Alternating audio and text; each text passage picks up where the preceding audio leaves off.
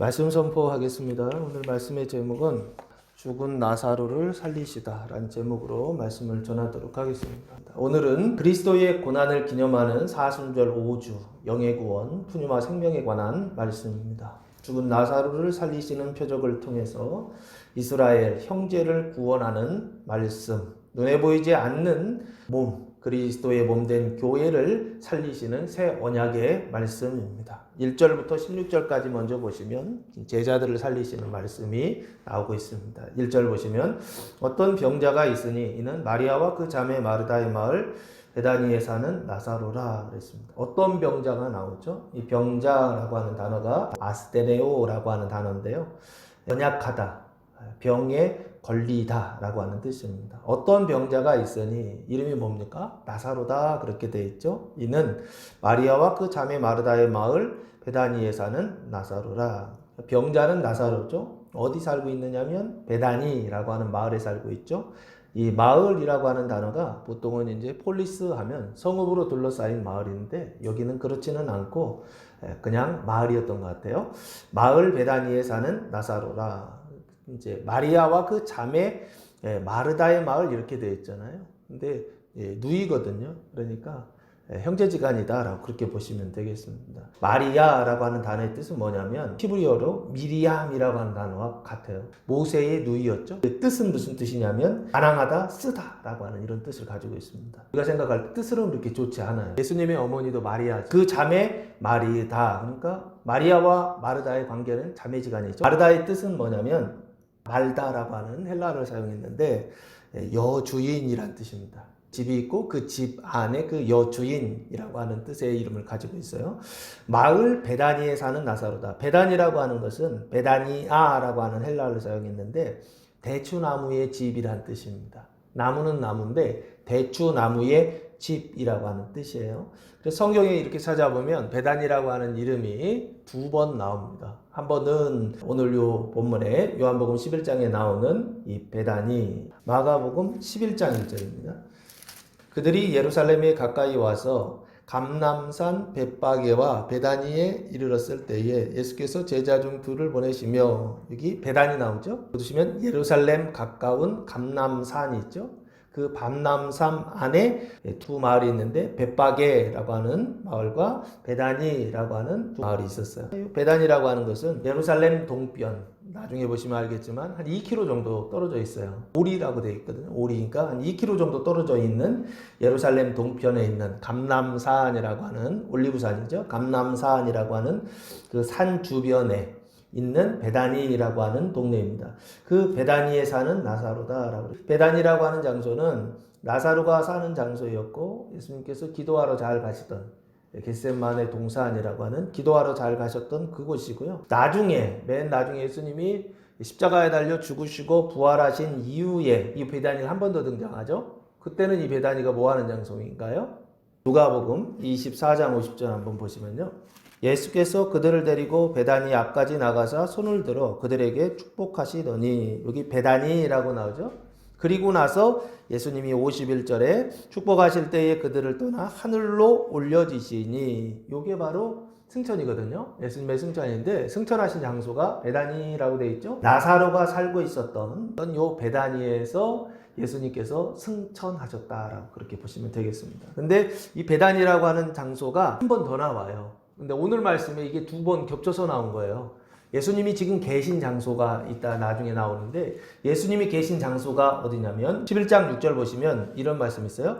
나사로가 병들었다함을 들으시고 그 계시던 곳에 이틀을 더 유하셨다 그랬죠. 그 계시던 곳이 어디냐고요. 여기가 요한복음 10장 40절 말씀.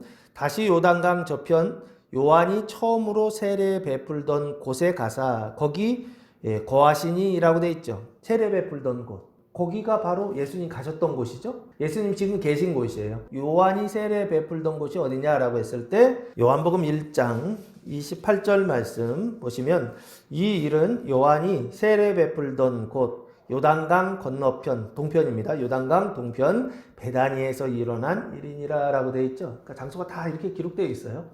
그래서 베단이라고 하는 장소가 두 번 나오죠. 한 번은 오늘 본문에 나오는 나사로가 살고 있었던 베다니라고 하는 동네가 나오고, 또 한 번의 베다니는 세례 요한이 세례를 베풀던 베다니, 요단강 동편 베다니.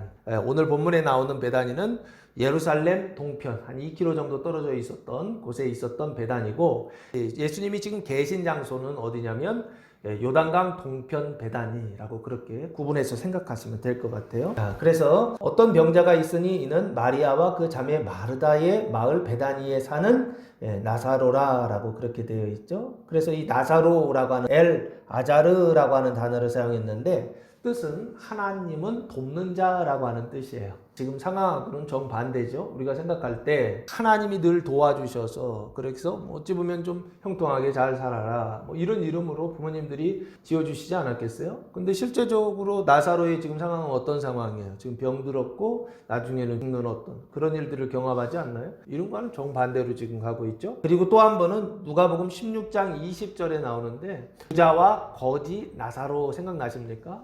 아브라함의 품에 안겼던 그 거지 나사로, 좀 어찌 보면 사람들은 그걸 일반 학자들은 가상인물, 실제 인물은 아니다, 예수님께서 비유로 말씀하신 인물이다 이렇게 설명도 하기는 하는데, 어쨌든 성경에 딱 나사로란 이름이 두 번 나오는데 요한복음에 한 번, 누가복음에 한 번 이렇게 두 번 나온다라고 그렇게 생각하시면 좋을 것 같아요. 2절 말씀해 보시면, 이 마리아는 향유를 주께 붓고 머리털로 주의 발을 닦던 자요, 병든 나사로는 그의 오라버니더라 라고 그 관계를 설명하고 있는데, 왜 이렇게 설명할까 했을 때 이 나사로라고 하는 사람이 성경에 좀 많이 나오질 않아요. 엄밀히 보면 누가복음에 한 번 나오긴 하지만 요한복음에 딱 한 번 나오기 때문에 나사로라고 하는 사람에 대한 설명이 좀 필요했던 것 같아요. 그래서 지금 2절에서 또 설명을 하죠. 이 마리아는 누구냐 했을 때, 향유를 주께 붓고 머리털로 주의 발을 닦던 자요, 병든 나사로는 누구냐? 그의 오라버니, 마리아의 오라버니였다. 그러니까 관계를 설명하고 있는데, 어떤 관계냐면 지금 11장이잖아요.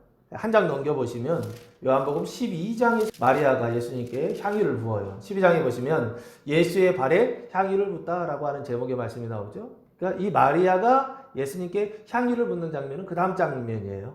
지금 바로 11장에서 이것을 설명하고 있는 이유는 뭘까요?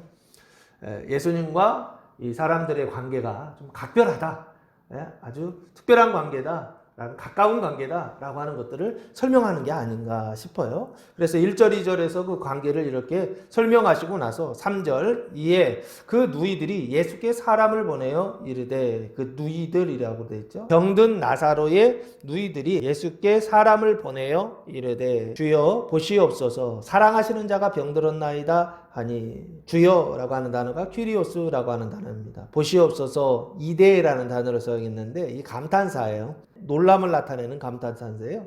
보라, 보시옵소서, 사랑하시는 자, 이 사람이 누굽니까? 나사로죠. 사랑이라고 하는 단어가 필레오라고 하는 단어를 사용했는데요. 성경에서 헬라어로 사랑이라고 하는 단어는 크게 보면 한 세 가지 정도가 나와요. 첫 번째는 아가페, 하나님의 사랑이죠. 신적인 사랑, 영적인 사랑, 하나님의 사랑, 헌신적인 사랑, 아가페라는 사랑이 나오고요. 두 번째 사랑은 필로스라고 하는 사랑이 나와요. 이거는 친구 간의 사랑이죠. 우정이라고 하는 친구 간의 사랑, 필로스라고 하는 단어고요. 세 번째는 에로스라고 하는 단어인데요. 남녀 간의 육체적인 사랑, 이 사랑을 에로스 사랑이라 그럽니다. 이 3절에 등장하는 사랑은 필레오라고 하는 사랑이 나와요. 5절에 보시면 예수께서 본래 마르다와 그 동생과 나사로를 사랑하시더니 할 때, 예수께서 사랑하실 때 이 사랑은요 아가페오라고 하는 단어를 사용해요. 그러니까 예수님이 사랑하실 때는 아가파오로 사용하시는데, 그런데 이 마르다와 마리아가 예수님을 사랑할 때는 뭐로 사랑하냐면 필레오를 사랑하는 것이죠.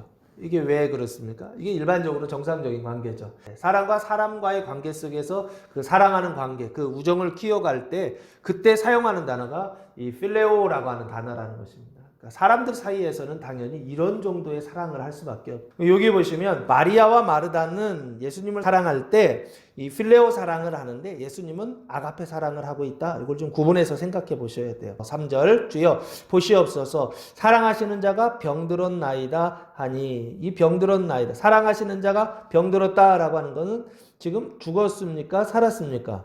살아있다는 얘기죠.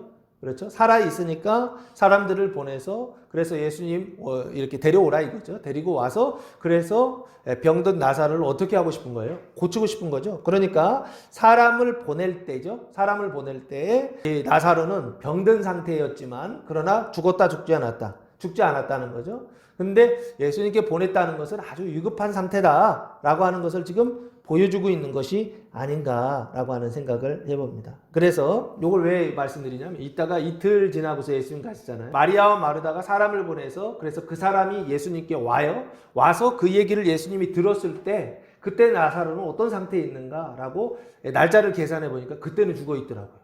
그래서 3절까지만 해도 아직 살아있고 죽지 않은 그러나 위급한 상태다라고 하는 그래서 4절 말씀해 보시면 예수께서 들으시고 이르시되 무엇을 들으셨죠? 6절 말씀 보시면 나사로가 병들었다함을 들으시고 이르시되 무엇을 말씀하십니까? 그 병의 이유를 말씀해 주세요.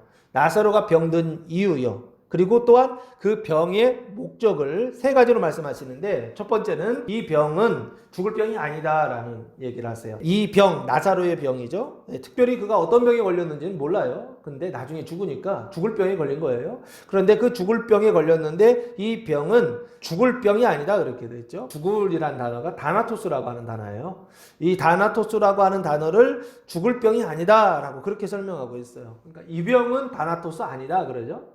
이 병은 죽을 병이 아니다. 다나토스 아니다. 라고 예수님 말씀하셨어요. 그러면 이 병은 뭐냐? 라고 했을 때 하나님의 영광을 위함이다. 라고 그렇게 말씀하고 있어요.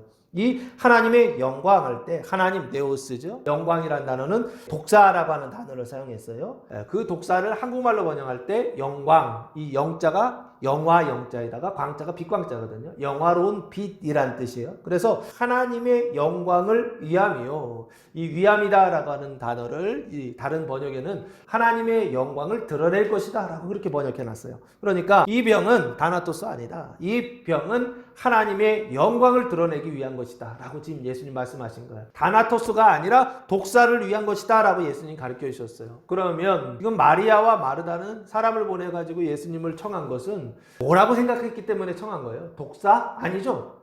영광? 아니죠. 다나토스라고 생각했으니까 사람들을 보낸 거겠죠. 근데 예수님은 다나토스 아니다 라고 얘기하시죠. 이건 뭐를 위한 것이다? 독사를 위한 것이다. 영광을 위한 것이다. 하나님의 영광을 드러내기 위한 것이다 라고 그렇게 가르쳐주고 계시죠. 그런데 지금 가르쳐 주실 때 이건 마리아한테 마르다한테 가르쳐 주시는 거예요? 아니면 누구한테 말씀하신 걸까요?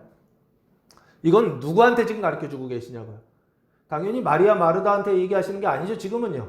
이 얘기는 사람들을 보냈고 그 얘기를 들어서 지금 말씀하시죠. 그럼 그 자리에 누가 있느냐고요. 예수님과 함께 있는 사람들이 누가 있느냐고요. 마르다와 마리아가 보낸 사람도 있겠지만 그 자리에 예수님과 함께 있었던 사람이 누구냐고. 제자들이. 그래서 오늘 1절부터 16절까지가 한 달락인데요. 여기에서 지금 예수님께서 하시는 말씀은 누구를 위한 거냐면 제자들을 위한 거예요. 제자들이요. 예수님께 늘 배우고 예수님을 늘 따라다니면서 예수님과 늘 동행하면서 예수님을 따르던 제자들에게 하시는 말씀이에요. 특별히 이 제자를 신앙적으로 보면 어떤 제자들입니까? 마태, 마가, 누가복음을 지나간 제자들이에요. 그 죄가 의로 바뀌고 사망이 생명으로 바뀌어서 그 생명이 시작된 제자들에게 하시는 말씀이다라고 보시면 돼요. 그 제자들에게 지금 뭐라고 말씀하시냐면 이거 다나토스 아니다라는 거예요.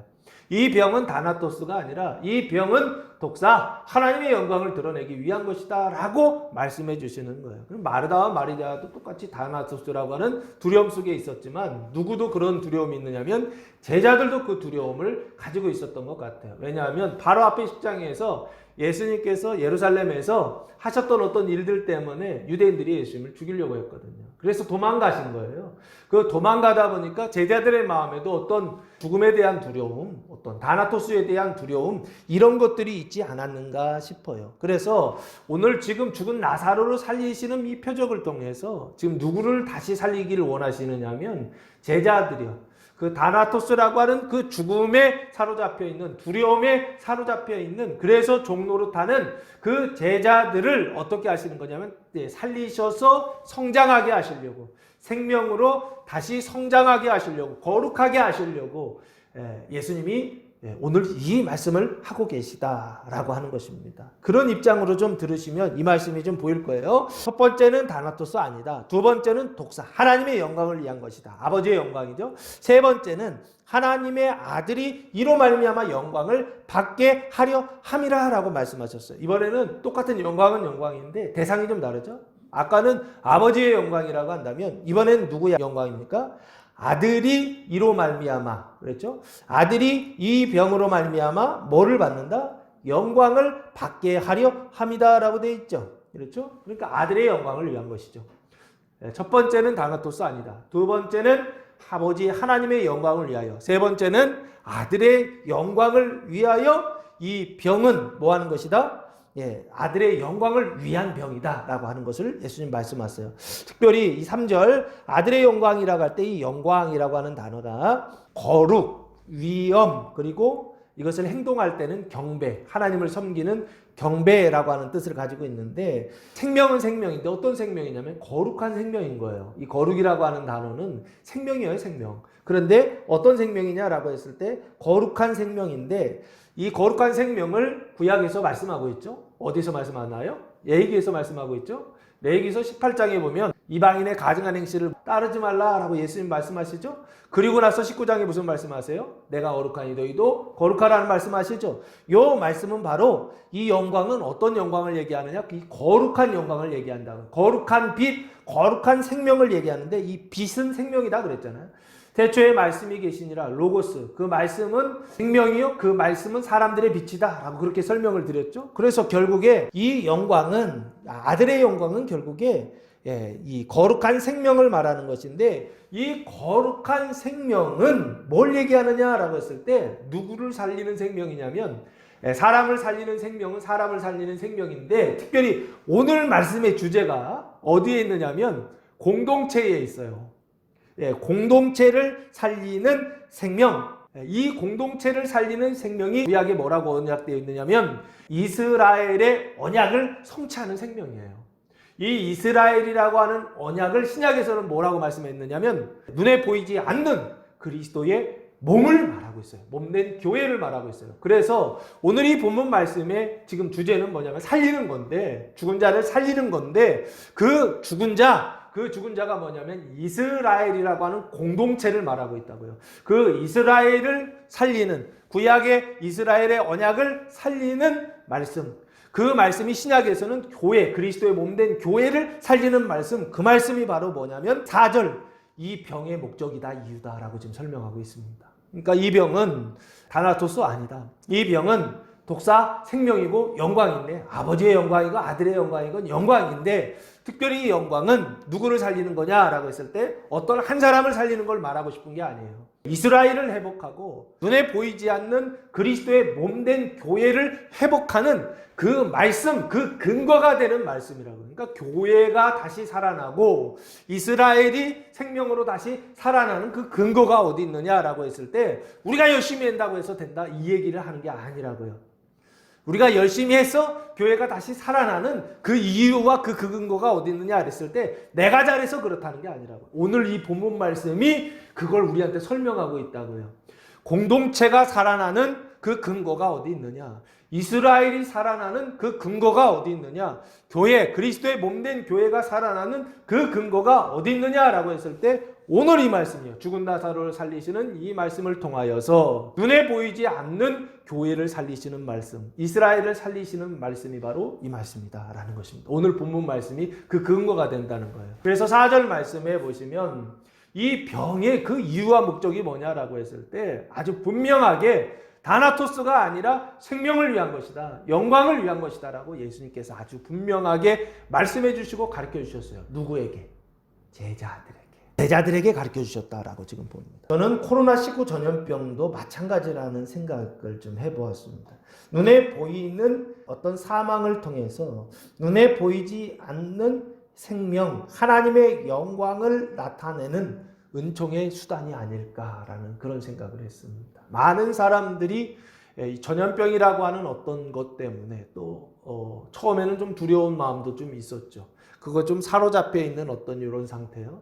어떤 이런 것들을 통해서 하나님께서 하나님의 영광을 드러내는 수단으로 은총으로 사용하시는 것이 아닌가라는 생각을 해보았어요. 그래서 우리가 코로나19라고 하는 어떤 이런 상황 속에서 이게 다나토스다 그러면 딱 사로잡히거든요. 그게 아니라 이건 다나토스가 아니야라는 것이죠.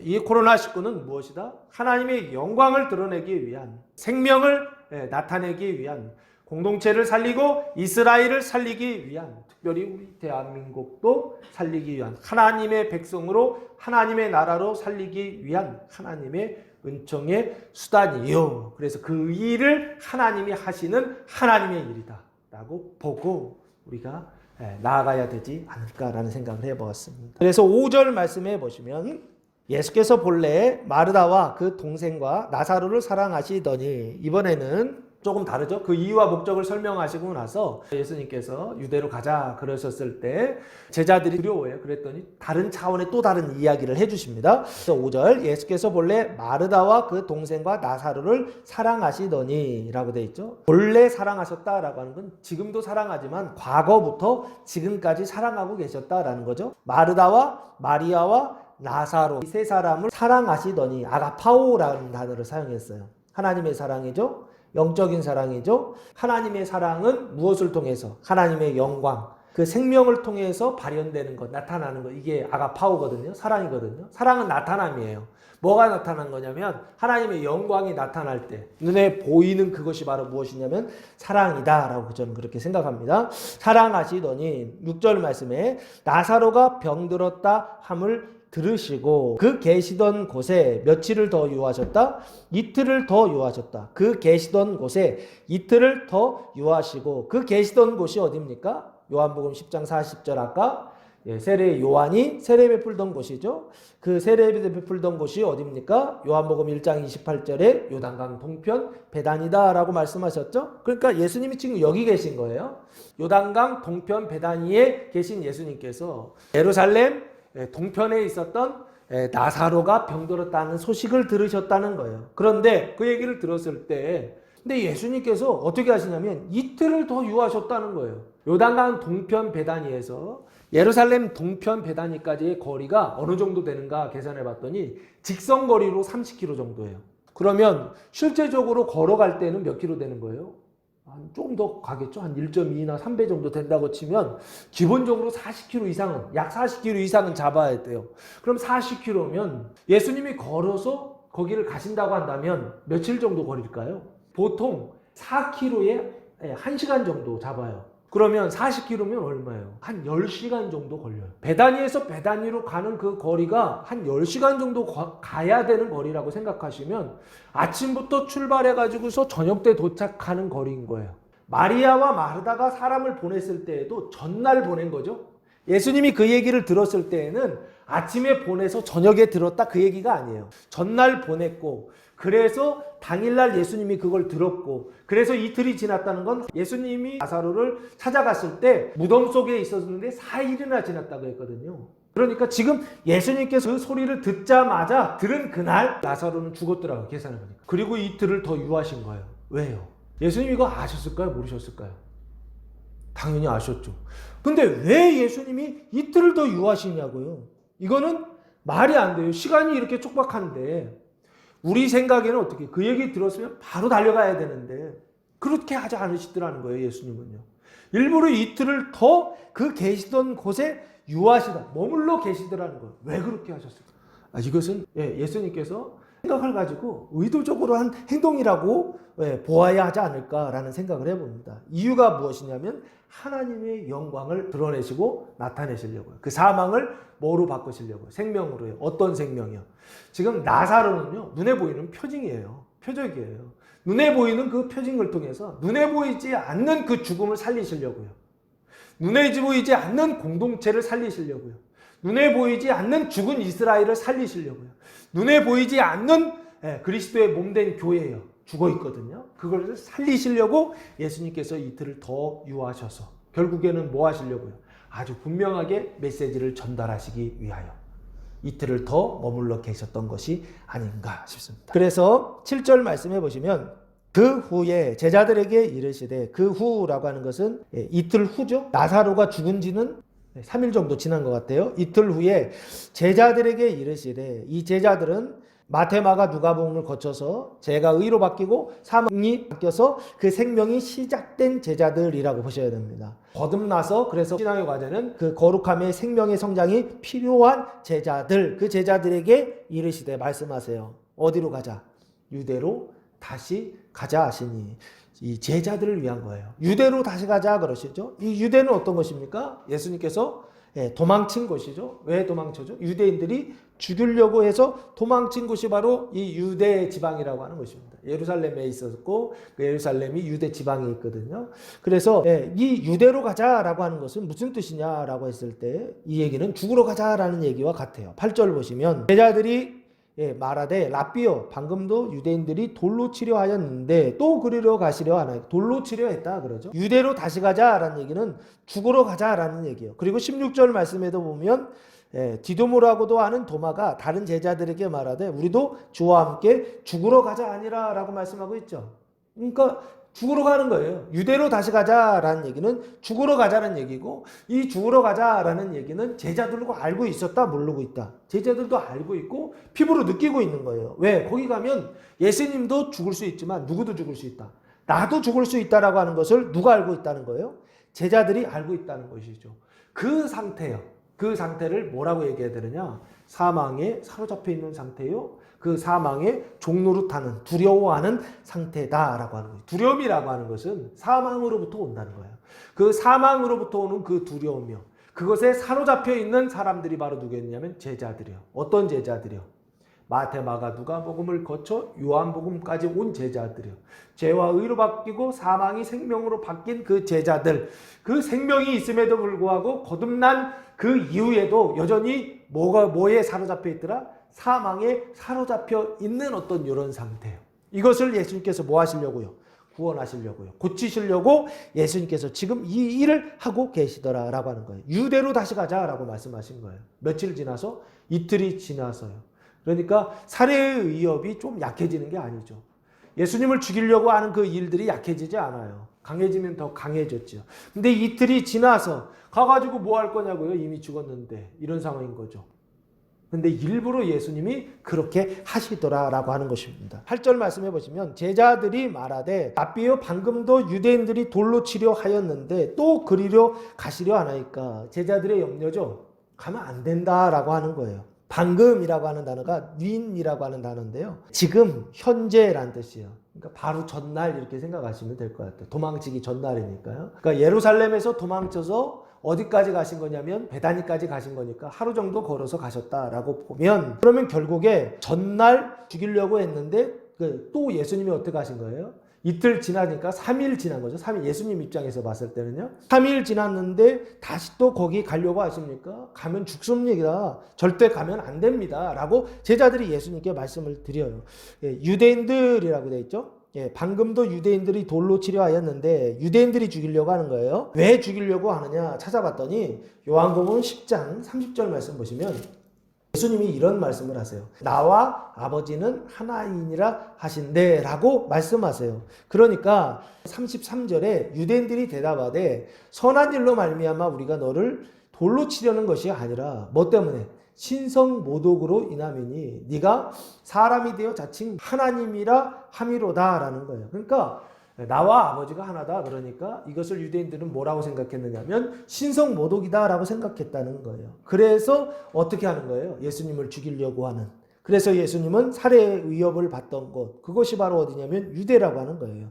그러니까 유대인들은요 당연히 예수님을 죽이려고 했던 것이 아주 이건 당연했던 거예요. 돌로 쳐가지고 예수님을 죽이라고 하는 것은 율법에 기록되어 있고 신성모독을 하기 때문에 어떻게 해야 되는 거예요?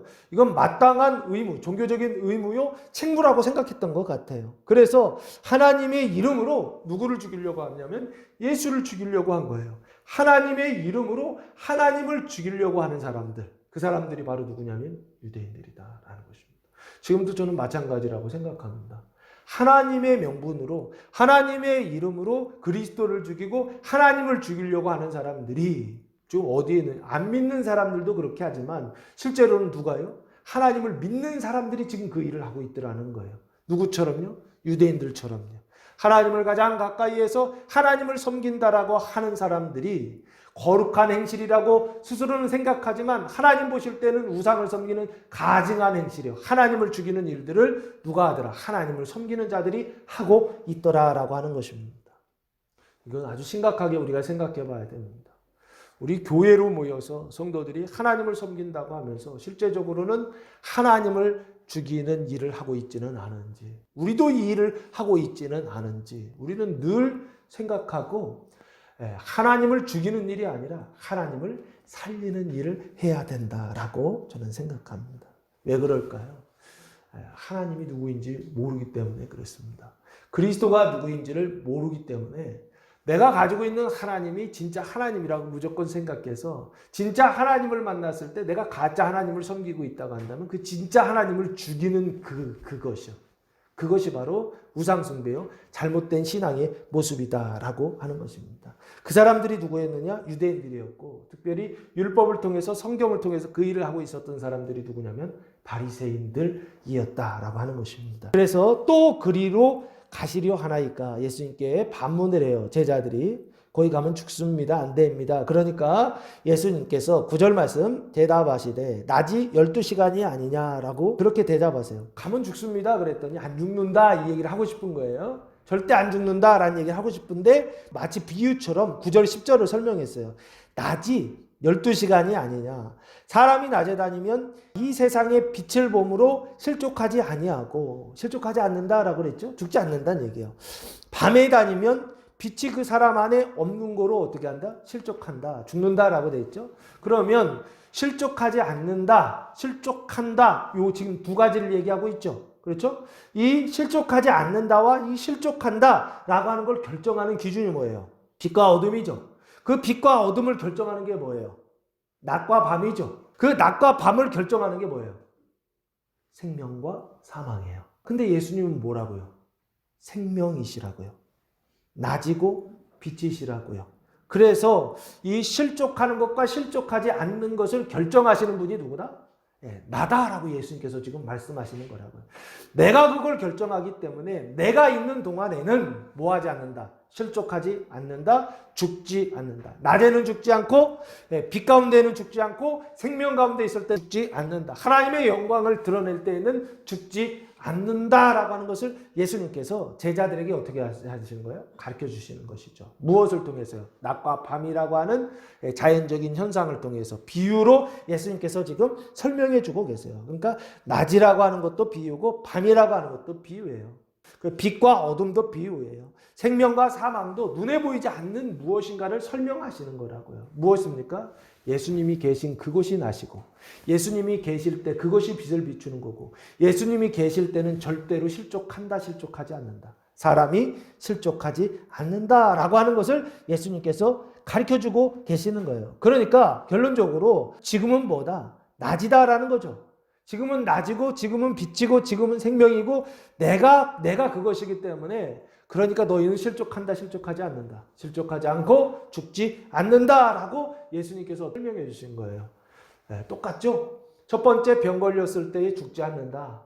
다나토스 아니다, 영광이다 라고 말씀하셨죠? 그리고 지금 두 번째 제자들이 두려워하니까 실족하지 않는다. 오히려 뭐 한다는 거예요? 생명이다 라고 지금 가르쳐 주시죠?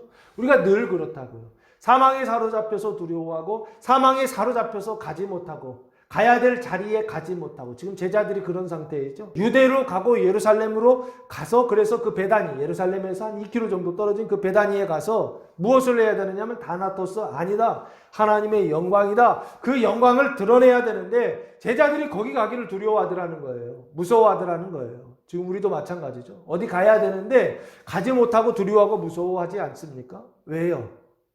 죽을까 봐요. 왜요? 거기 가면 뭔가 손해를 볼까요? 고난을 당할까 봐요. 그래서 사로잡혀서 사망의 종로로 타는 이런 상태에 있는 사람들이 너무나 많이 있지 않습니까? 코로나19 때문에 그것이 아주 더 극렬하게 보여지는 것 같아요. 이건 정죄하나 비판하는 거나 이 얘기하고 싶은 게 아니에요. 이것을 통해서 우리의 상태를 점검하라는 거예요. 우리가 어떤 상태에 있는지, 어떤 마음에 있는지, 어떤 생각 속에 있는지, 그 생각 속에 사로잡혀서 우리가 어떻게 행동하고 있는지 이것을 지금 살펴보라는 거예요. 그래서 뭐하라?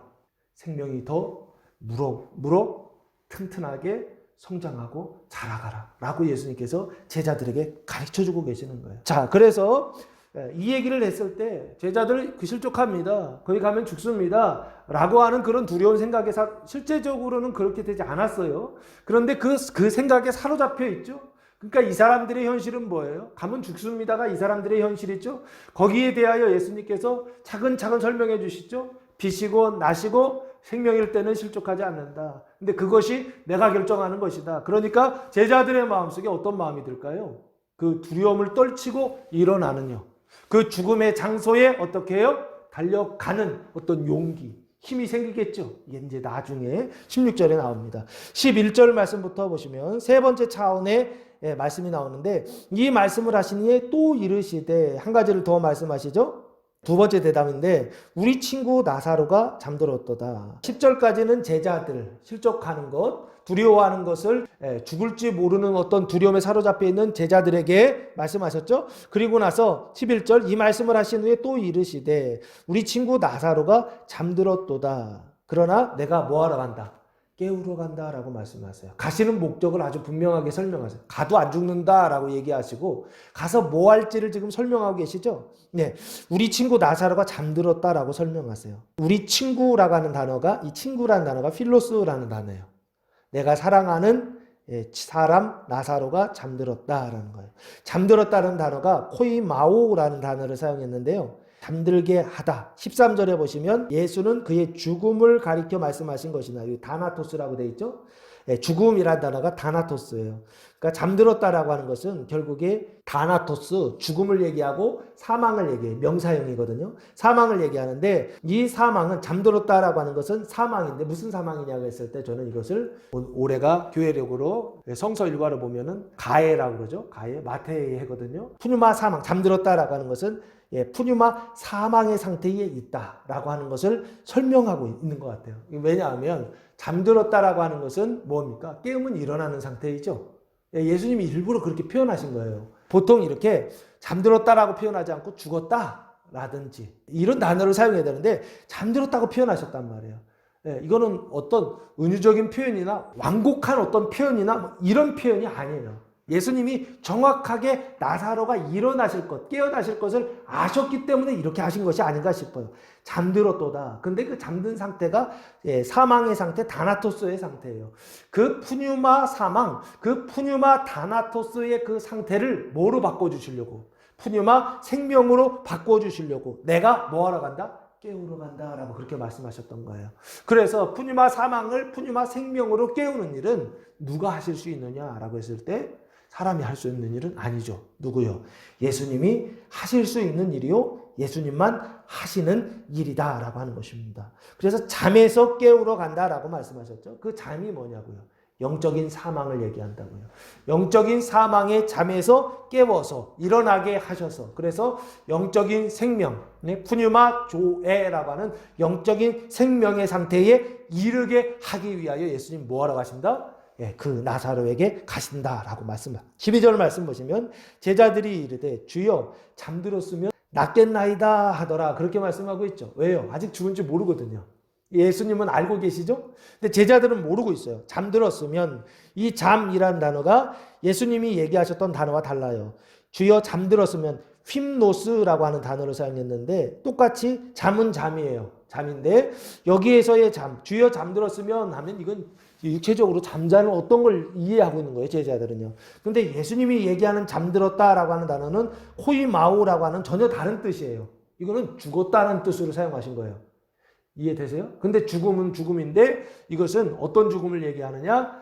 눈에 보이지 않는 죽음을 다나토스라고 하는 눈에 보이지 않는 죽음을 얘기한다고. 사망, 죄와 사망할 때 그 사망의 죽음을 이야기하고 있다고요.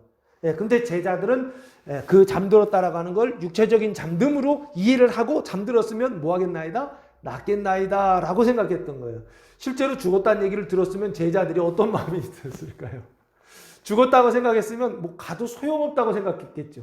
그런데 잠들었다고 얘기하니까 뭔가 좀 가능성이 있다라고 하는 생각을 했겠죠. 그래서 잠들었으면 낫겠나이다. 낫다라는 단어가 소조라는 단어예요. 이 소조라는 단어가 구원, 구조하다, 병을 치유하다라는 뜻이에요. 낫겠나이다 하더라. 이거는 일반적인 생각이죠. 자연법칙이죠. 잠들었으니까 깨우면 되고, 아프니까 어떻게 하는, 고치면 되고 하는 어떤 이런 정도의 자연적인 어떤 현상에 대한 이해 정도의 생각들을 제자들이 하고 있었다고요. 그때 예수님께서 13절, 예수는 그의 죽음을 가리켜 말씀하신 것이나 그들은 잠들어 쉬는 것을 가리켜 말씀하시는 줄 생각하는지라 라고 하면서 설명하고 있죠. 이건 예수님이 지금 말씀하신 건 아니에요. 뒤에 14절에 말씀하세요. 그러니까 설명하신 거예요.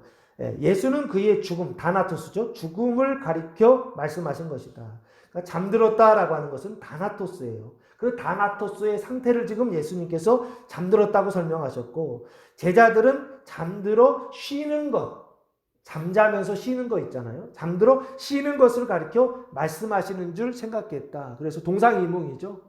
서로 다른 생각을 하고 있죠. 예수님의 생각과 제자들의 생각이 다르죠. 그러니까 예수님이 그냥 묻어두고 가실 수도 있잖아요. 근데 그렇게 하지 않으세요. 아주 분명하게 말씀하세요. 14절, 이에 예수께서 친히 밝히 말씀하시되, 아주 분명하게 숨김없이 솔직하게 말씀하시되, 나사로가 뭐했다? 죽었느니라. 이 죽었다라는 단어가 아포드네스코라고 하는 단어를 사용했는데 동사형이에요. 아포드네스코. 다나토스하고는 완전히 다른 단어죠. 아포드네스코라는 단어예요. 이 단어는 몸이 죽었다는 뜻이에요. 사람의 몸이 죽었다, 그래서 돌아가셨다라고 할 때 쓰는 단어가 이 아포드네스코라고 하는 단어예요. 그러니까 다나토스와 아포드네스코는 좀 구분해서 생각하셔야 돼요. 아포드네스코는 눈에 보이는 죽음이라고 한다면 다나토스는 눈에 보이지 않는 죽음, 사망을 얘기한다라는 것이죠. 그래서 원죄라고 하는 교리가 뭐냐면 인간의 어떤 본성, 심플레이처라고 하는 본성을 얘기할 때 사람은 태어날 때부터 어떤 본성을 가지고 태어나느냐 했을 때 죄성이라고 되죠. 죄성을 가지고 태어난다 할 때 이걸 심플레이처라고 그러거든요. 죄의 본성을 가지고 태어난다라고 하는 어떤 그런 뜻입니다. 그래서 여기 죽었느니라라고 하는 예수님이 아주 분명하게 그 몸의 죽음을 이야기하고 있죠. 근데 이 몸의 죽음은 결국에 근본적으로는 다나토스라고 하는 사망을 통해서 온다는 거예요. 그러니까 예수님께서 지금 나중에 보시면 아포드네스코를 결국에는 다시 살리셔서 그 몸을 살리시는 쪽에 관심이 있다고요.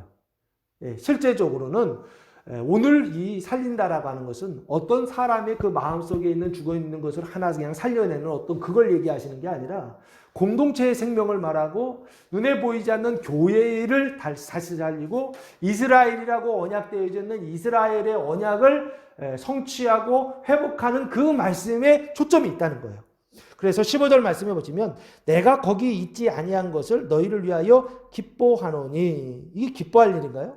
내가 거기 있지 아니한 것. 그래서 나사로가 어떻게 됐어요? 죽었죠.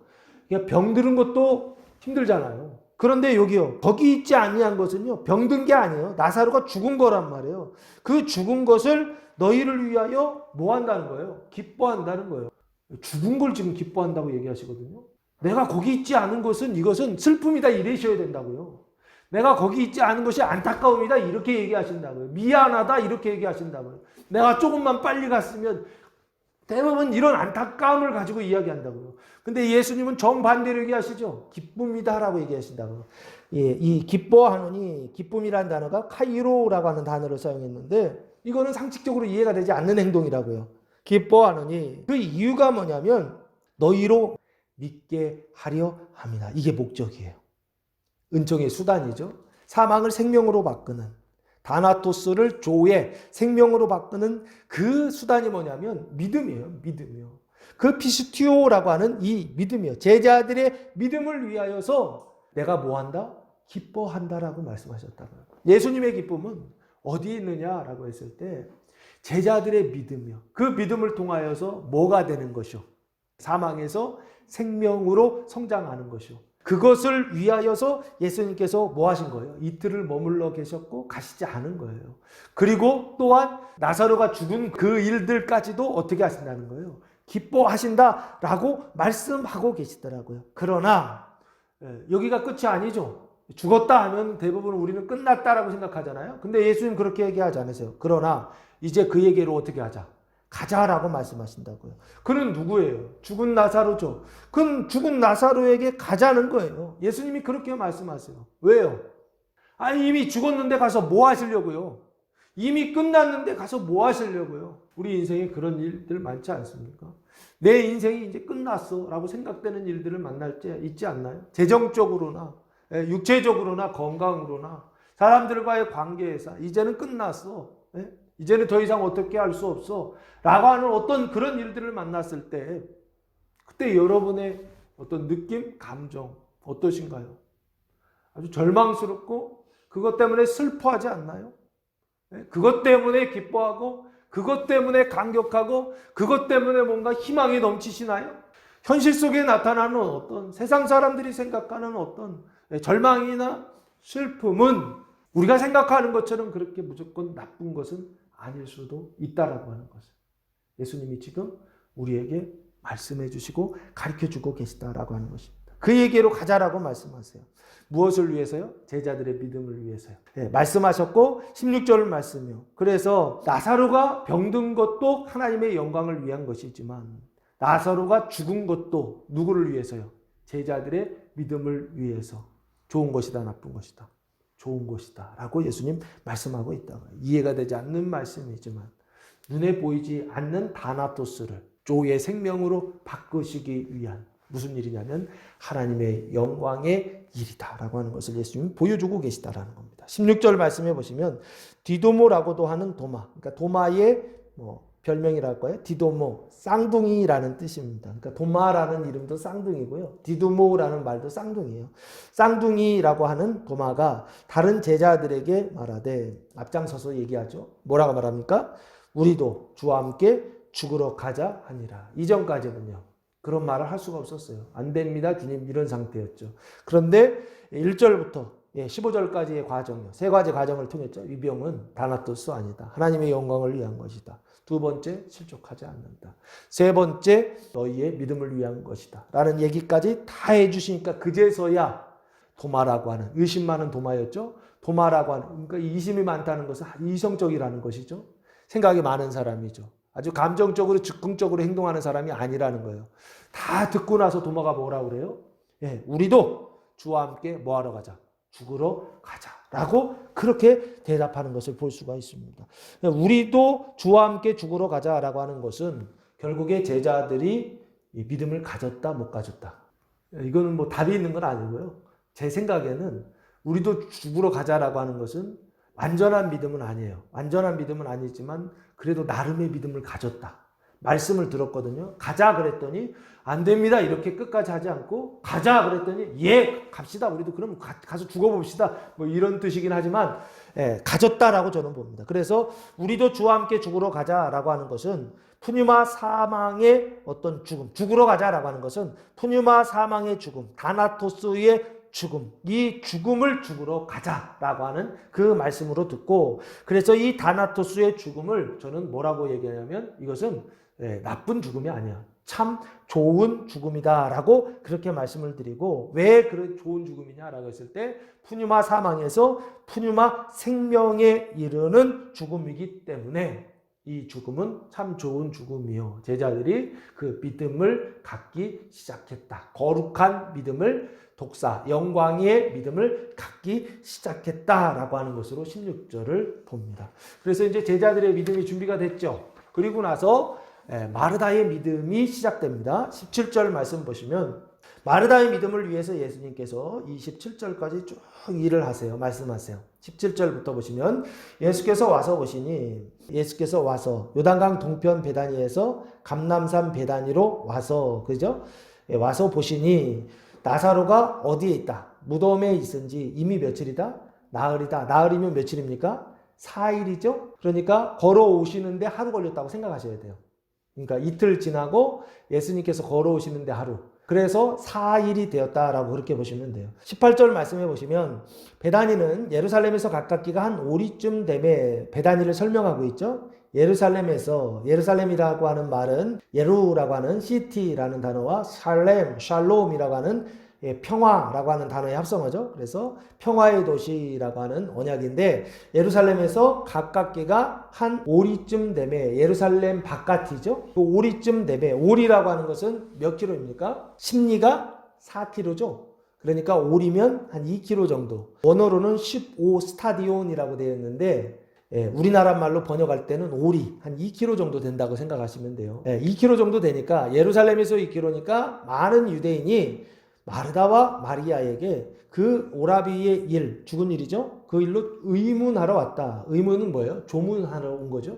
오빠가 죽었으니까 조문하러 왔는데 누가 왔느냐면 유대인들이 왔는데 한두 사람이 아니라 많은 유대인들이 왔죠. 이 유대인들은 예수님을 어떻게 하려고 하는 사람이에요? 죽이려고 하는 사람들이죠. 의도적으로 지금 써놓은 거예요. 많은 유대인들이 조문하러 그 집에 왔기 때문에 그래서 마르다와 마리아가 행동을 할 때 어떻게 해야 되는지를 지금 이렇게 뒤에 보시면 설명이 되어 있어요. 보여주고 있어요. 20절에 마르다는 예수께서 오신다는 말을 듣고 곧 나가 맞이하되 마리아는 집에 앉아 있었다라고 되어 있죠. 이게 좀 이해가 안 되죠. 마리아가 예수님을 얼마나 사랑하는데요. 근데 왜 마르다는 나가고 마리아는 집에 앉아 있을까라고 생각했을 때 이런 궁금증이 좀 생기겠죠. 왜 그랬을까요? 19절 때문에 그렇다 설명드렸던 거예요. 왜요? 마르다는 나가서 예수님을 맞았는데 집 밖으로 나가서 예수님 계신 곳 가가지고 예수님을 맞았는데 마리아는 집에 그대로 앉아가지고 예수님을 영접하고 있지 않더라는 거예요. 왜요? 유대인들 때문에요. 예수님을 어떻게 하려고 하는, 죽이려고 하는 유대인들이요. 그러니까 마리아와 마르다가 같이 나갔으면 제가 이제 상황을 생각해 본 거예요. 생각해 보니까 마르다와 마리아가 같이 나갔으면 그러면 누구도 같이 갔을까요? 유대인들도 같이 갔겠죠. 그 유대인들과 같이 갔을 때 이 예수님과 유대인들, 제자들과 유대인들이 만났을 때 어떤 상황이 펼쳐질까요? 좀 심각한 상황이 펼쳐질 수도 있겠죠. 그러니까 뒤에 보시면 조금 제가 더 설명을 드리겠지만 마치 작전을 짜듯이 마르다와 마리아가 행동을 해요. 보시면 마르다는 20절 예수께서 오신다는 말을 듣고 곧 나가 맞이하되 라고 되어 있죠. 맞이하되 집 밖으로 나간 것입니다. 집 밖으로 나가 맞이하되. 집 밖으로 나갔는데 집 밖으로만이 아니라 예수님이 나중에 보면 동네 밖에 계세요. 아직 동네까지도 안 들어오셨어요. 그러니까 집 밖에 동네 밖으로까지 나가서 예수님을 맞이하는 겁니다. 맞이하되 마리아는 어디에 앉았다? 집이요. 자기 집이죠. 자기 집에 앉았더라 라고 말씀하고 있어요. 유대인들 때문인 것 같아요. 21절 보시면 마르다가 예수께 여짜오되 주께서 여기 계셨더라면 내 오라버니가 죽지 아니하였겠나이다. 안타까움이죠. 주님 계셨으면 살았을 텐데 주님이 오시지 않아서 죽었습니다. 조금만 빨리 오시지. 뭐 어떤 이런 거죠. 4일 정도 지났으니까 죽기 전에 좀 오시지 라고 하는 어떤 이런 이 안타까움, 어떤 푸념 같은 어떤 그런 느낌이에요. 죽지 아니하였겠나이다. 22절 그러나 두 번째죠. 나는 이제라도 주께서 무엇이든지 하나님께 구하시는 것을 하나님이 주실 줄을 아나이다 라는 얘기를 해요. 죽었어요. 그러나 주님이 구하시면 하나님께서 주실 줄을 아나이다 그래요. 그럼 보시면 22절 조금 더 보시면 이제라도 그랬죠. 니인이라고 하는 단어를 사용했는데 지금 여기에서 주신다는 거예요. 근데 주께서 무엇이든지 하나님께 구하시는 것 그게 뭘까요? 주님이 구하시는 것, 주님이 기도하시는 것, 주님이 바라시는 것, 예수님이 바라시는 건 뭘까요? 그리고 하나님이 주실 줄을 아나이다. 그럼 주시는 것, 하나님이 주시는 것 그게 뭘까요? 그게 23절이요. 예수께서 이르시되 네 오라비가 다시 살아나리라. 네 오라비가 다시 살아나리라. 이게 주님이 구하시는 거고 이게 아버지께서 주실 일이에요. 근데 실제적으로 마르다는 이렇게 얘기는 했지만 예수님이 이 오라비가 다시 살아나리라 라고 하는 것을 구하고 주실 것이다 라고 생각했을까요? 그럼 뭘 구했을까요? 마르다는요. 왜 그러냐면 24절에 마르다가 이르되 마지막 날 부활 때는 다시 살아날 줄을 내가 아나이다 라고 한단 말이에요. 그 얘기는 지금 살아난다는 게 아니에요. 나중에는 살아날 것이다 라는 생각을 하는 거예요. 그렇죠? 그러니까 마르다도 다시 살아난다라는 것까지는 동의를 해. 근데 지금은 아니다라는 거예요. 마지막 날이라는 거죠. 그러면 예수님의 생각과 마르다의 생각도 좀 다르다라고 하는 것을 좀 생각할 수 있겠죠. 예수님이 구하는 것과 마르다가 구하는 것이 둘 다 다시 살아나는 것인데 그 다시 살아나는 것이 예수님은 지금이고 마르다는 언제요? 나중에 종말의 때, 부활의 때. 그때 요거 차이만 있는 거예요. 23절에 예수께서 이르시되 내 오라비, 죽은 오라비죠. 죽은 나사로가 다시 살아나리라. 이 다시 살아나다라는 단어가 아니스테미라고 하는 단어를 사용했어요. 아니스테미라는 단어는 동사인데요. 세우다, 일어나다, 다시 일으키다 라고 하는 그런 말씀이에요. 다시 살아나리라. 지난주에 알 때부터 보지 못하는 사람의 그 눈을 뜨게 하시는 그 일을 하셨다고 한다면, 이번 주에 주님이 하시는 일은 뭐냐면 죽은 자를 살리시는 그 일을 하고 계시죠. 생각해 보세요. 눈을 뜨게 하는 것과 몸을 살리는 어떤 게 더 큰 일인가요? 확장되죠. 눈이라고 하는 것과 귀라고 하는 것과 뭐 손에서의 어떤 것들을 하나하나 고쳐가는 어떤 과정들, 나병을 고친다든지 중풍병자를 고친다든지 귀신 들린 자를 고친다든지 하나하나 뭔가 부분들을 고쳐가다가 오늘 말씀에서는 어떻게 되어 있는 거예요? 온 몸을 다시 살리시는 거죠. 죽었던 온 몸을 다시 살리시는 사건이 바로 오늘 이 말씀의 핵심이라고요. 그래서 성경에 보시면, 오늘 이 성서일과에 보시면 로마서 8장이 나오거든요. 그 로마서 8장에 보시면 너희 죽을 몸도 다시 살리시리라 라고 하는 말이 나와요. 그 몸을 다시 살리신다라고 하는 것에 몸에 초점을 두셔야 돼요. 소마라고 하는 단어를 사용했는데, 사람은 영과 혼과 육과 몸과 삶이라고 하는 5가지 영역이 있는데, 특별히 이 영역들 중에 이 몸의 영역의 구원이 오늘 말씀의 핵심이라고요. 눈에 보이지 않는 몸이요, 그리스도의 몸된 그 교회를 이 죽은 몸을 살리시는 표적을 통하여서 눈에 보이지 않는 몸이 죽었던 것을 살리시는 그 언약의 말씀이 바로 오늘 본문의 말씀이다라고 하는 거예요. 그래서 24절 마르다가 이르되 마지막 날 이꼬르 부활 때에는 다시 살아날 줄을 내가 아나이다. 이거는 마르다가 알고 있는 내용이죠. 그리고 또한 유대인들, 이스라엘 사람들이 알고 배운 내용이죠. 그렇죠? 언제요? 마지막 날이라고 그랬죠. 이 마지막 날은 뭐냐면 에스카토스라고 하는 단어를 사용했는데, 가장 먼 끝, 종말의라고 하는 뜻이에요. 뭔가 끝나는 거예요. 끝나는데 그 끝나는 날이 뭐 하는 날이냐면 부활하는 날이에요. 부활의 때, 이 부활이라는 단어가 아나스타시스라고 하는 단어를 사용했는데, 이 아나스타시스라는 단어는 명사예요. 아까 23절에 다시 살아나리라 아니스테미라고 그랬죠. 이건 동사형이고요. 똑같은 단어예요. 그러니까 다시 살아나리라 라는 말이나 부활이라는 명사형이나 똑같은 것인데, 그걸 뭐라고 얘기하느냐라고 했을 때 이것이죠. 뭐가 끝나고 뭐가 시작되는 날이에요. 그러면 이거죠. 네, 그 마지막 날이 뭐냐고요. 하나님이 이 창세기 1장 2장에 천지를 창조하시고 에덴을 창설하시고 3장에 아담과 하와가 타락한, 그래서 죄와 사망의 종노릇하는 세상이 끝나는 날을 얘기하죠. 그것이 끝나고 뭐가 시작되는 날? 생명이 시작되는 날이요.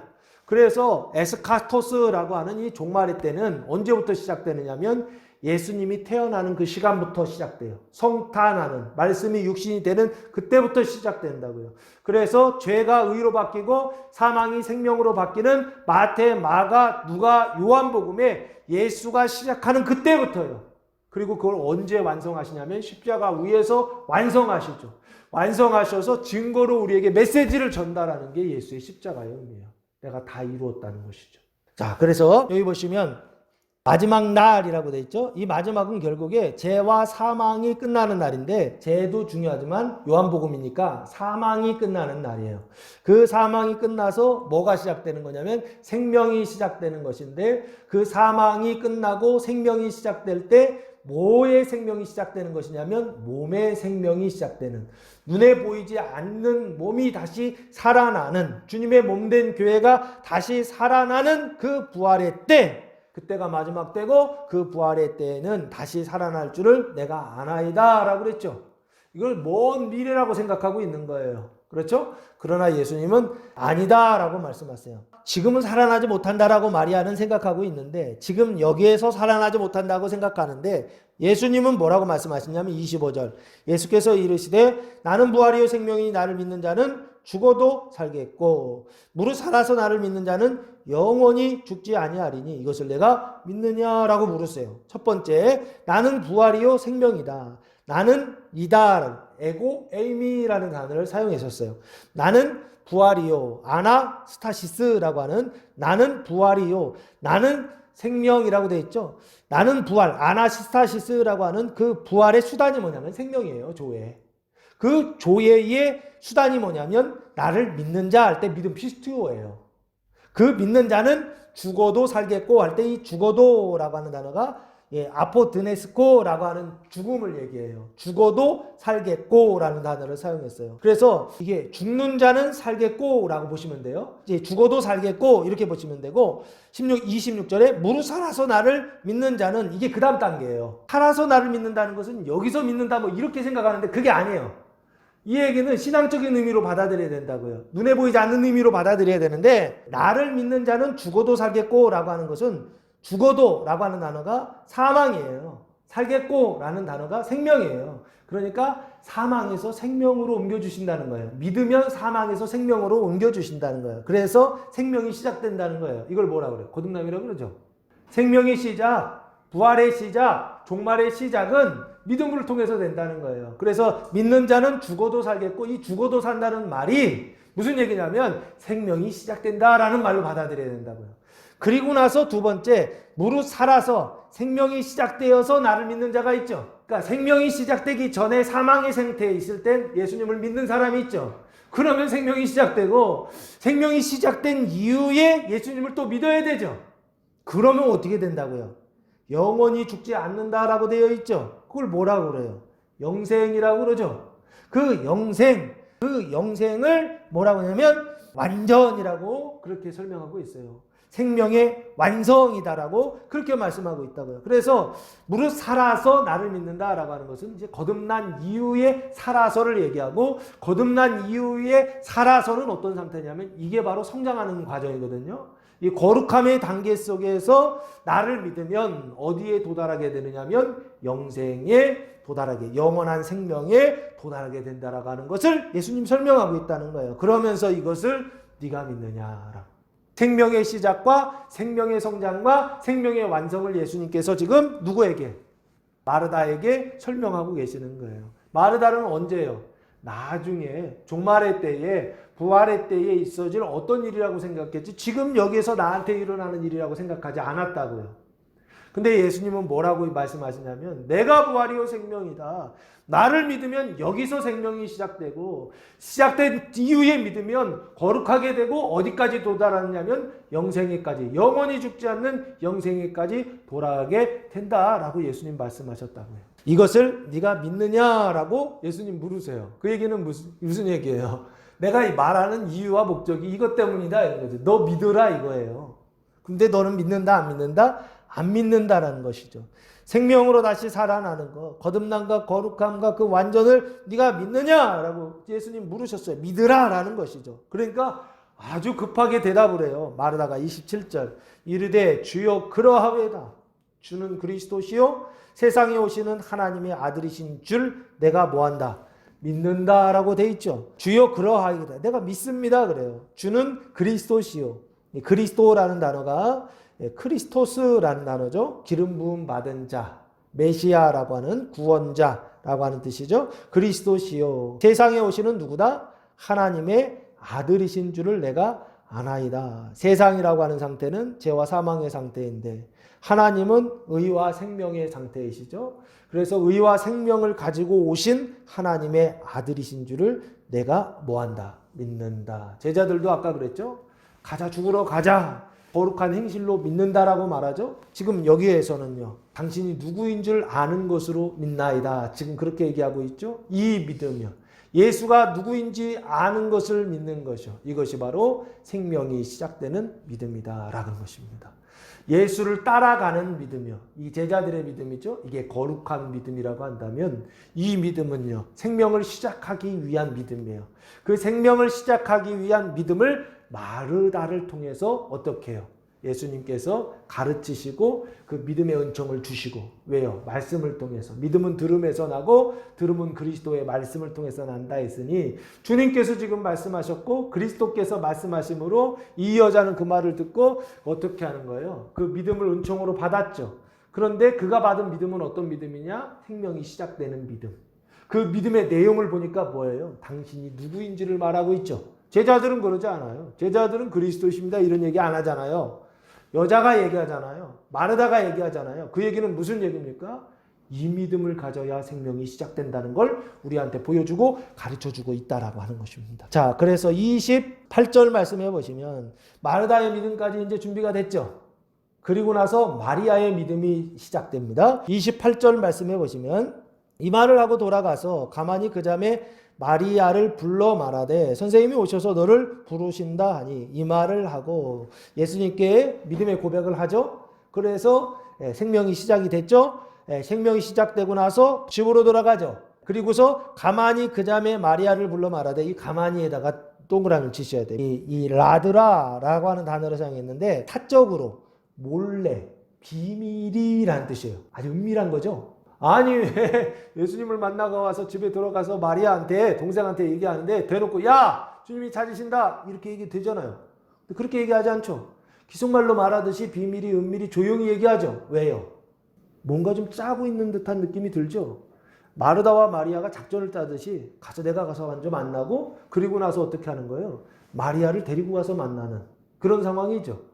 그래서 보시면 여기 보시면 마리아를 불러 말하되 가만히라고 그러죠. 비밀이 불러 말하되 따로 불러서 말하는 것 같아요. 선생님이 디다스칼로스라고 되어 있어요. 주에서 제가 이거 조금 이해가 안 돼요. 선생님이라는 단어를 사용해요.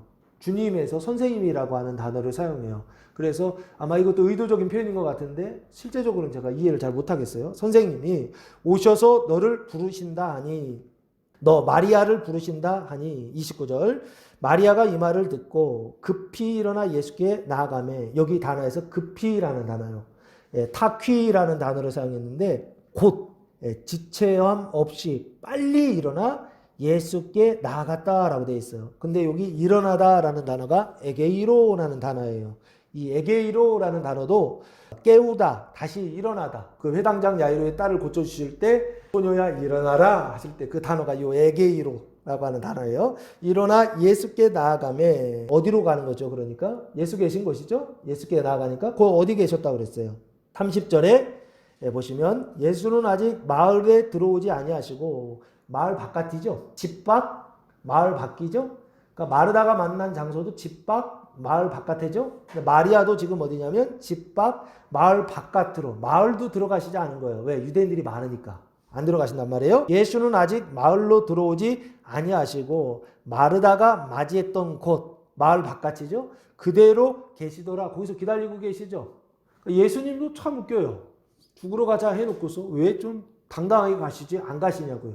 신앙이라고 하는 게 좀 사람들이 맹목적일 때 무식해진다고. 주님이 지켜주시고 주님께서 지켜주시고 그러면은 늘 안전하다라고 하는 어떤 생각에 아무렇지도 않게 막 이 위험한 곳으로 가는 분들이 계세요. 그럼 된다 안 된다? 절대 안 돼요.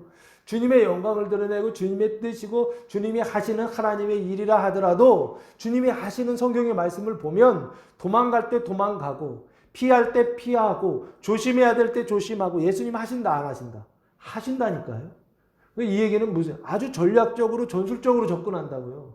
근데 우리는 전략도 전술도 없어요. 방법도 수단도 없어요. 뭐 주님이 지켜주시면 총을 맞아도 칼을 맞아도 안 죽어 이런 식이에요. 그 하나님을 시험하는 거라고 계속 말씀드렸잖아요.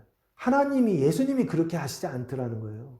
예수님이 안 들어가세요. 예수님이 거기 안 들어가시고 밖에 계시더라고요. 31절 말씀해 보시면 마리아와 함께 집에 있어 위로하던 유대인들은 그가 급히 일어나 나가는 것을 보고 마리아죠. 마리아가 급히 나가는 것을 보고 곡하러 무덤에 가는 줄로 생각하고 어떻게 해요? 따라가죠. 그러니까 지금 이거예요. 유대인들은 예수님을 반대하고 죽이려고 하는데 지금 누구를 따라서 가는 거냐면 마리아를 따라가죠. 그런데 마리아를 따라가는데 마리아는 누구한테 가요? 예수님께 가죠. 근데 유대인들은 지금 마리아를 따라서 어디에 가는 거예요? 무덤에 가는 줄 알고 있죠. 나사로한테 가는 줄 알고 있죠. 근데 실제로 가는 것은 어디다? 예수님께 가더라는 거예요. 그래서 동행하면서 가고 있죠. 그러면 이제 그림이 조금씩 그려지죠. 마르다가 집에 남아있을 필요가 있어요? 없어요? 없죠. 어차피 다 따라 나왔는데 걱정할 게 없잖아요. 그러니까 마리아와 마르다가 앞장서서 가고 뒤에서는 누가 쭉 따라오는 형태예요. 유대인들이요. 예수님을 반대하고 대적하는 상태이죠. 이걸 뭐라고 그래요? 죄의 상태라고 그러죠. 하나님을 대적하는 상태예요. 사망의 상태라고 그러죠. 그러니까 지금 이렇게 되는 거예요. 제자들은 준비가 되고 마르다도 준비가 되죠. 마리아 준비됐어요? 안 됐어요? 안 됐죠. 마리아를 준비시키시고 나중에는 누구까지 준비시키냐면 유대인들. 예수님 주위에 있었던 그 사람들까지도 믿음으로 준비시키셔서 그래서 이스라엘 온 공동체 눈에 보이지 않는 교회를 다시 살리시는 말씀이 바로 오늘 말씀이다라는 겁니다. 32절 보시면 이제 마지막입니다. 마리아가 예수 계신 곳에 가서 배웠고 말 바뀌죠. 그 발 앞에 엎드려 이르되 발 앞에 엎드린다. 상상이 되세요? 발 앞에 엎드려 보신 적 있으세요? 사람들은 엎드려 절하는 것을 그렇게 좋아하지 않아요. 절 받는 걸 좋아하지. 대우받는 것 좋아하지. 그런데 엎드려 이르되 주께서 여기 계셨더라면 내 오라버니가 죽지 아니하였겠나이다. 이거 아까 나왔었죠.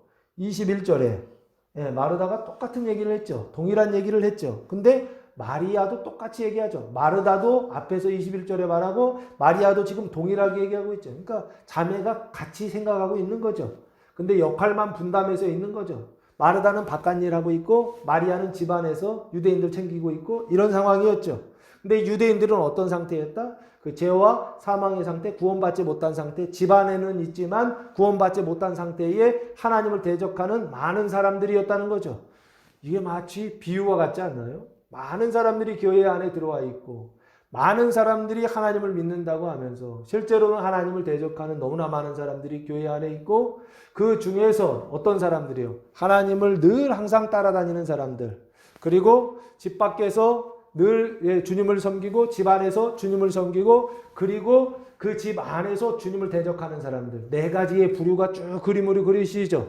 그래서 여기 보시면 33절 말씀 보시면 예수께서 그가 우는 것과 마리아가 울죠. 또 함께 온 유대인들이 동행한 사람들이죠. 유대인들이 우는 것을 보시고 예수님께서 우는 것을 보신 거죠. 심령의 비통이 여기시고 불쌍히 여기시사 34절 이르시되 그를 어디 두었느냐 이르되 주여 와서 보옵소서 하니라고 했어요. 그러니까 예수님이 그 우는 것 보고서 심령의 그 마음에 영으로 심령이라는 단어가 푸뉴마라는 단어를 사용했어요. 영으로 비통이 여기셨다. 이 비통이 여기다라고 하는 단어가 엠부리 마오마이라는 단어를 사용했는데 비통이 분개하다, 비난하다, 으르렁거리다라고 이렇게 돼 있어요. 비통이 여기다라고 하는 건 그냥 마음으로만 이렇게 하는 게 막 이런 어떤 상태 있잖아요. 사람들이 오니까 나도 괴로운 것 같은 어떤 이런 상태를 보여주고 있는 것 같아요. 비통이 여기시고 그 사람들, 울고 있는 사람들을 불쌍히 여기시는 거죠. 왜 불쌍히 여기시는 거예요? 그 죽음을 불쌍히 여기시는 것입니까? 아니죠. 그 죽음에 슬퍼하는, 그 두려움에 사로잡혀 있는, 사망의 종로로 타는 사람들을 불쌍히 여기시는 것이죠. 그러니까 예수님의 불쌍히 여기심은 우리의 불쌍히 여김과 좀 달라요. 그래서 34절 그를 어디 두었느냐? 죽은 나사로죠. 무덤 속에 있는 나사로 어디 두었느냐? 이르되 주여 와서 보옵소서. 마리아가 대답하죠. 주여 와서 보옵소서. 어디에 있는 거예요? 무덤 속에 있죠. 무덤에 와서 보옵소서 하니 예수께서 어떻게 하세요? 눈물을 흘리시더라 라고 말씀하고 있어요. 이 눈물은 어떤 눈물일까요? 다크리오라고 하는 단어를 사용했는데 이 울다, 이 눈물은 어떤 의미일까요? 슬픔일까요? 아니면 기쁨일까요? 이 예수의 눈물을 슬픔의 눈물로 보시면 안 되겠다는 것입니다. 사망의 눈물이 아니에요. 다시 살아나는, 종말이 오고 부활의 때 다시 살아나는 생명의 기쁨, 그 기쁨의 눈물을 흘리는 것으로 봐야 되지 않는가라고 봐요.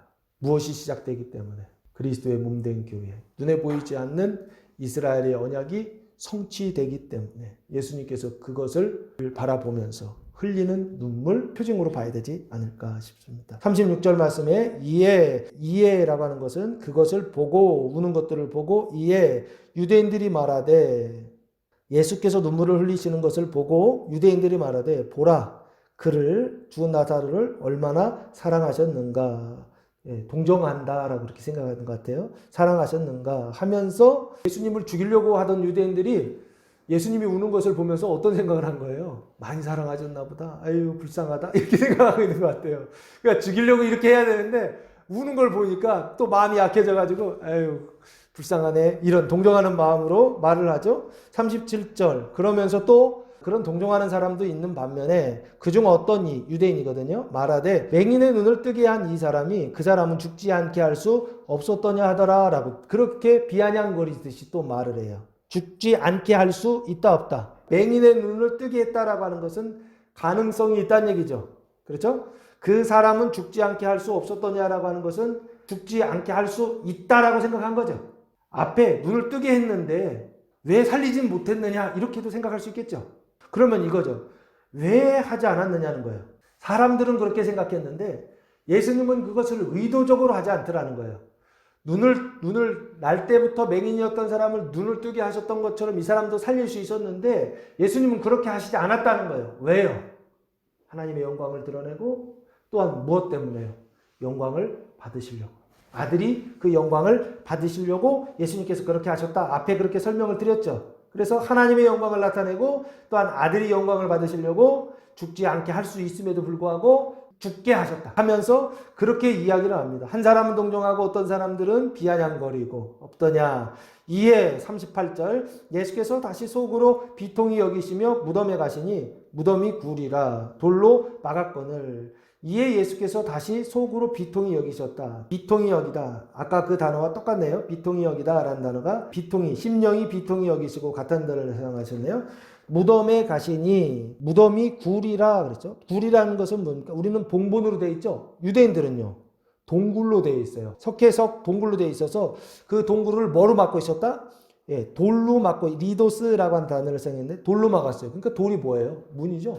예, 무덤이 있고 그 무덤의 문을 돌로 그렇게 막았거늘. 39절 예수께서 이르시되 돌을 옮겨 놓으라 하시니 돌을 옮겨 놓는다는 얘기는 결국에 문을 여는 거죠. 무덤 문을 열어놓으라 그렇게 말씀하시죠.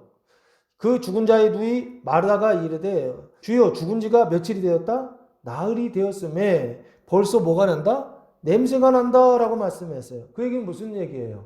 그러니까 그렇게 할 수 없습니다. 문 열 수 없습니다 라는 얘기죠. 왜요? 돌을 옮겨 놓을 필요 없다는 거죠. 왜요?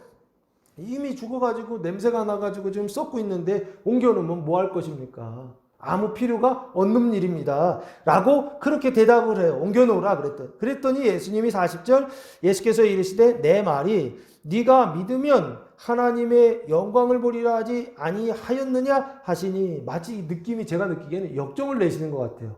이미 앞에서 마르다의 믿음을 한번 이렇게 주셨잖아요. 근데 지금 마르다가 한 번 더 또 그렇게 하는 거예요. 그러니까 어떤 생각이에요? 예수님이 조금 화가 나시는 듯한 느낌이에요. 그래서 내가 이미 말하지 않았느냐는 거예요. 내 말이 네가 믿으면 하나님의 영광을 보리라. 그 영광은 무슨 영광이다? 거룩한 영광이요.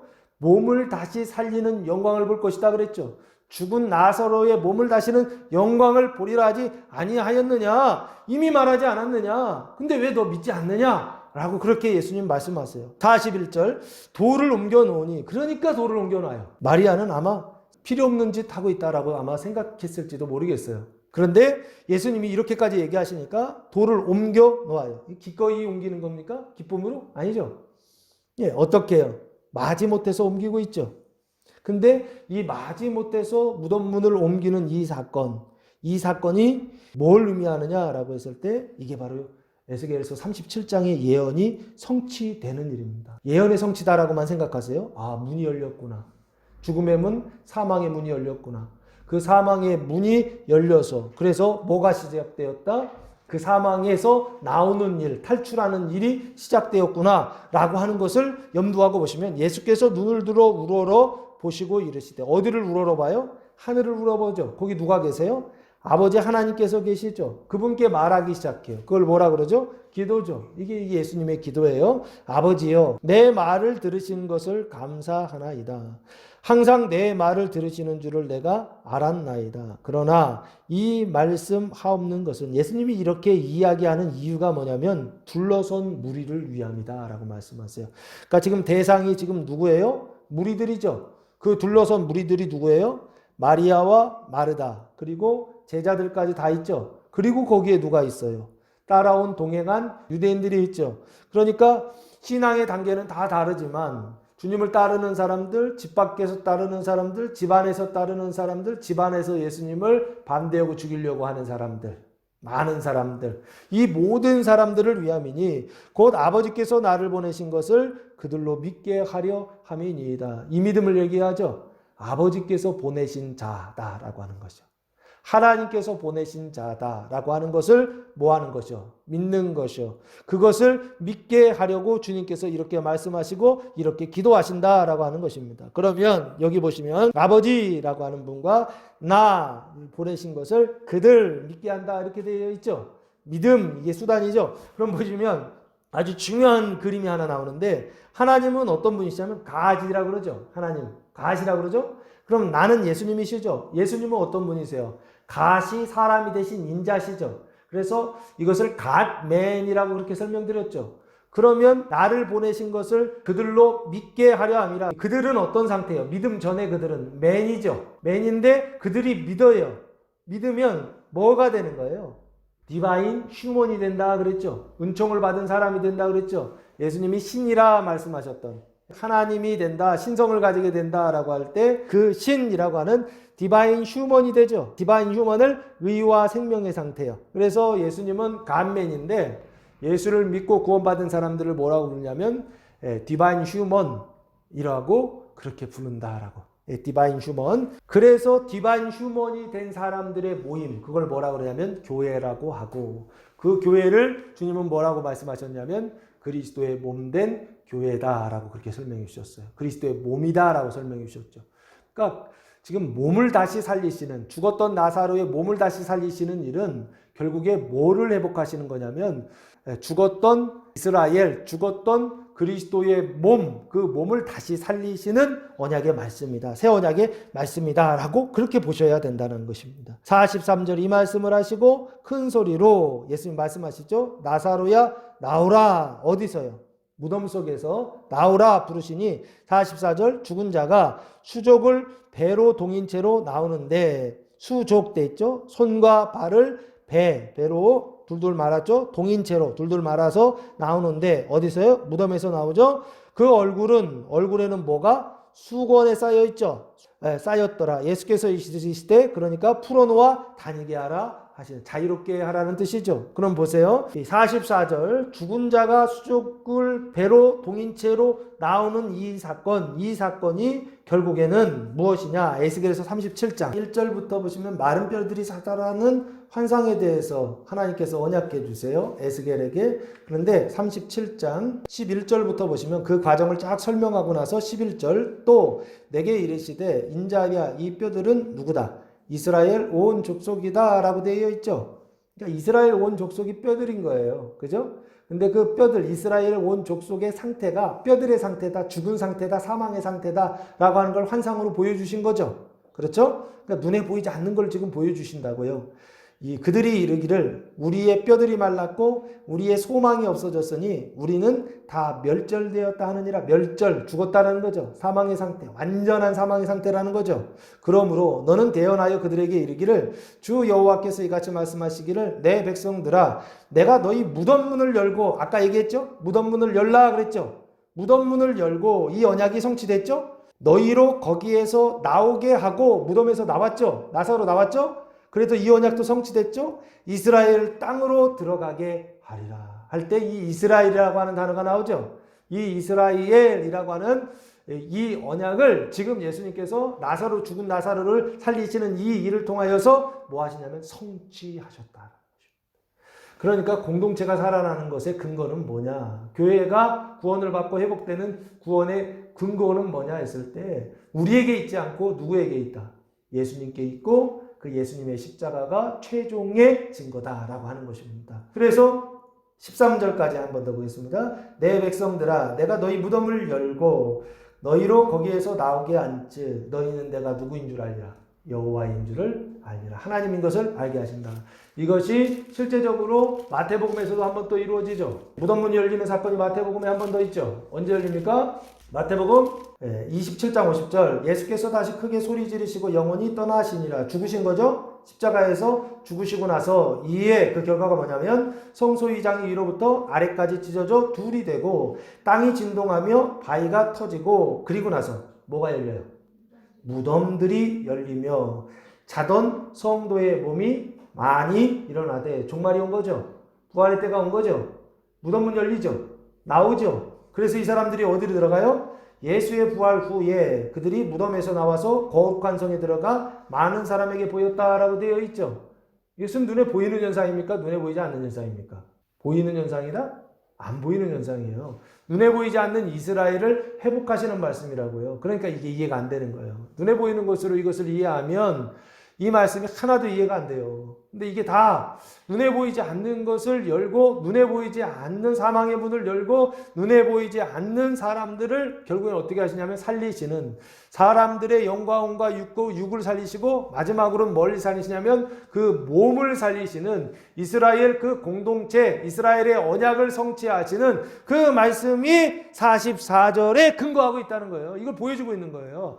나사로의 사건은 표적이라고요. 무슨 표적이요? 너희의 몸이 다시 살아날 것이다. 그리스도의 몸된 교회가 다시 살아날 것이다. 이스라엘의 언약이 다시 성취될 것이다. 근데 그 언약의 성취가 누구를 통해서 되는? 나를 통해서 된다라고 하는 것을 보여주는 사건이 나사로, 죽었던 나사로를 살리시는 사건이요. 이게 성취되는데 어디에서 성취되느냐? 예수 십자가. 요한복음 19장이죠. 요한복음 19장 예수님이 돌아가시는 그 십자가를 통하여 그게 성취되었다라고 하는 것을 보여주고 있는 것입니다. 한 가지 더 설명드릴게요. 예언이 성취되고 나서 로마서 8장 11절 보시면 사도 바울은 이것을 이렇게 말하고 있어요. 로마서 8장 12절이 풀렸어요. 그래서 로마서 8장 말씀이 좀 안 풀렸거든요.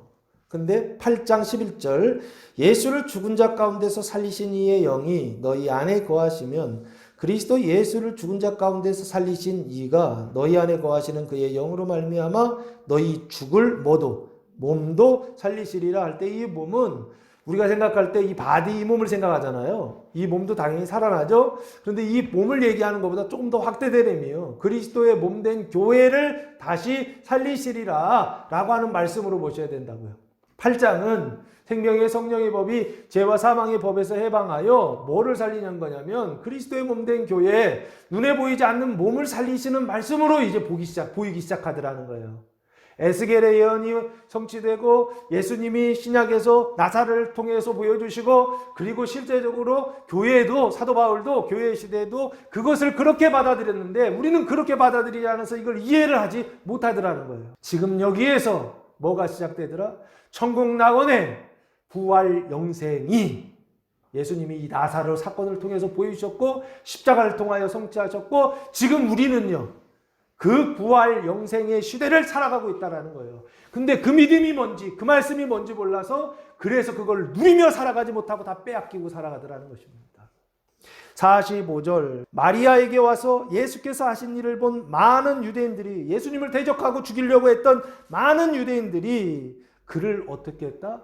믿기 시작했다라고 말씀하고 있는 것처럼, 신앙의 어떤 단계에 있든지 예수 그리스도를 믿고 천국 낙원의 부활 생명을 누리며 살아가는 성도들 되시기를 예수님의 이름으로 축원합니다. 이제는 우리 주 예수 그리스도의 은혜와 하나님 아버지의 무한하신 사랑하심과 성령의 교통하심이 사랑하는 성도들 머리 위에와 가정 위에와 교회 위에 이제로부터 영원토록 함께 하시기를 간절히 축원하옵나이다. 아멘.